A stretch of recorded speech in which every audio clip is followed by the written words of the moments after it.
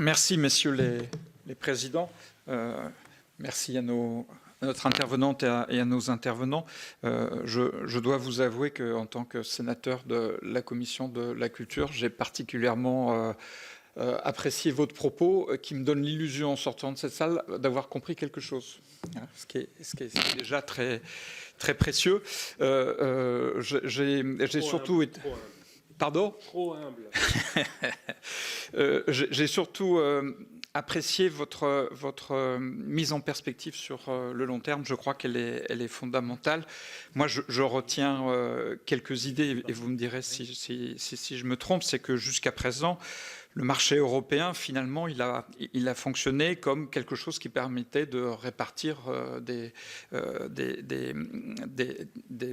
l'énergie produite en trop.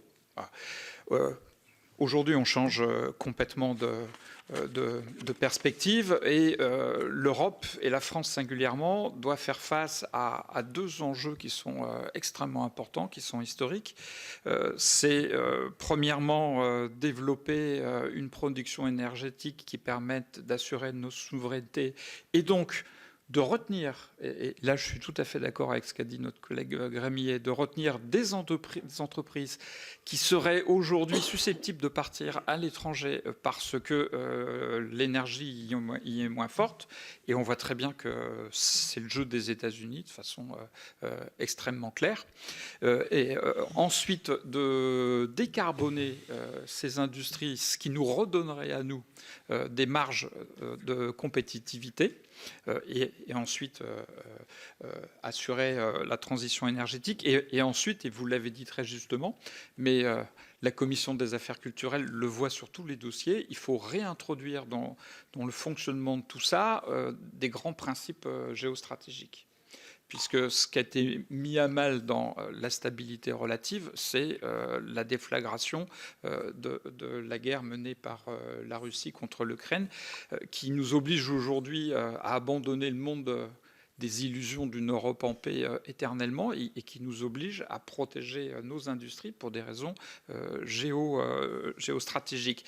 Ce qui fait que... et dans vos propos c'était clair, reviennent des idées très fortes liées à la planification.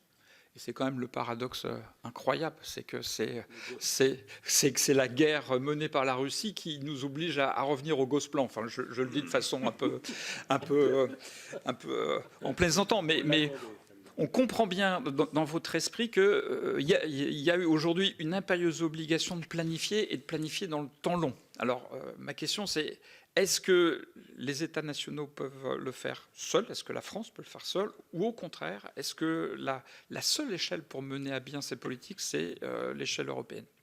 Merci. Merci Pierre. Patrick Chauvet.